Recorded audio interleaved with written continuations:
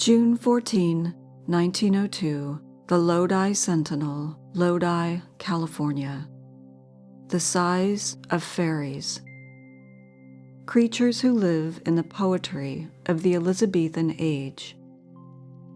Readers of Elizabethan poetry are familiar with fairies who fashion coats from a bat's wing, fans from those of butterflies, coverlets from the skins of snakes, wage war with spiders, and make expeditions on the backs of flies.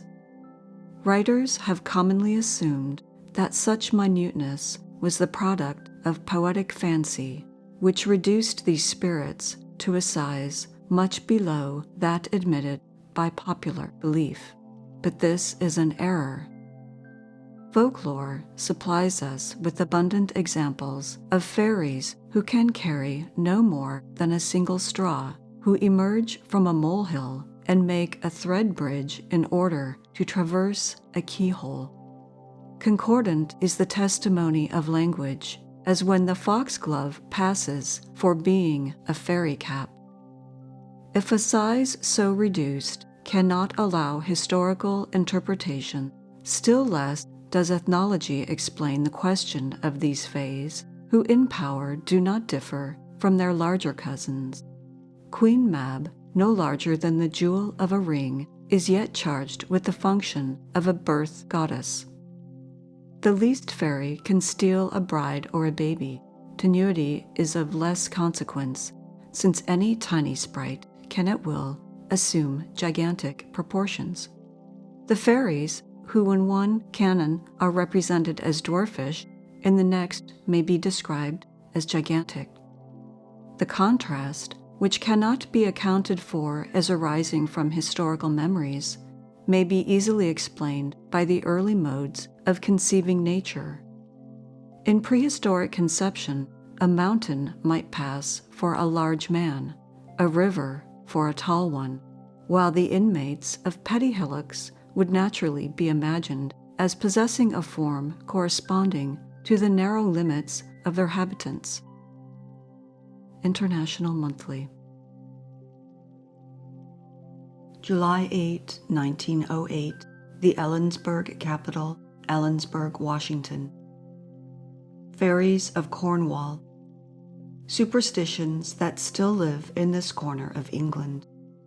Cornwall, that corner of Britain that has resisted modernism, made a strong appeal to the imagination of Catherine Lee Bates, as she writes of it in her From Gretna Green to Land's End.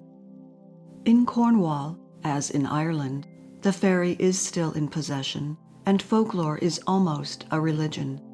The small people have been gay and kindly neighbors, sometimes whisking away a neglected baby and returning the little mortal, all pink and clean, wrapped in leaves and blossoms, as sweet as a nut. These are the spirits of druids, or of other early Cornwall folk who, as heathen, may not go to heaven, but are too innocent for hell. So they are suffered to live on in their happy haunts, but ever dwindling and dwindling, till it is to be feared that by and by, what with all the children growing stupid over school books, and all the poets writing realistic novels, the small people will twinkle out of sight. The Spriggans, lurking about the cairns and cromlechs, where they keep guard over buried treasure, could better be spared. They are such thievish and mischievous trolls, with such extraordinary strength in their ugly bits of bodies. It is more likely they are the diminished ghosts of the old giants. The piskies are nearly as bad, as any bewildered traveler who has been pisky-led into a bog could testify. The only sure protection against their tricks is to wear your garments inside out. Many a Cornish farmer has found a fine young horse, all sweated and spent in the morning, his mane knotted into fairy stirrups, showing plainly how some score of the piskies had been riding him overnight.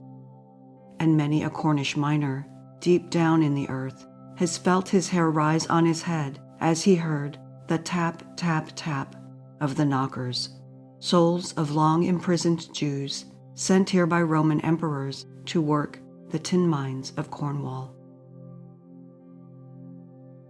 October 1, 1932, Ottawa Citizen, Bytown, CW, Canada.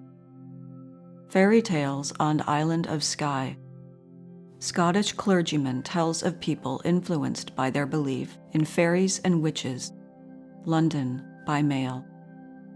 Fairytales, legends of the gnomes, elves, goblins, pygmies, and mermaids were told to the British Association at York by a man who has lived in an island where fairies still exist. He is Canon MacCulloch, a Scottish clergyman who for 14 years worked in the misty Isle of Skye. There, he said, I moved among people whose lives were being influenced by their belief in fairies and witches. They believed that witches would steal their cattle, and that fairies would take their babies out of the cradles and substitute other children, and they observed practices such as laying the tongs or a piece of iron over the cradles to keep themselves immune from the fairy spells. Canon MacCulloch had a theory that fairies were an actual race of men. Here are some of the questions he propounded.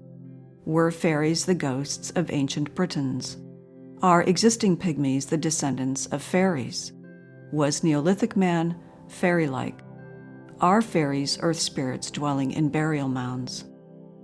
Insofar as the fairy tradition is connected with actual men, said the canon, it may go back to the hostile relations existing between Paleolithic and Neolithic groups. Men of the Old Stone Age, driven out by Neolithic invaders, would act towards them in some of the way ascribed to fairies,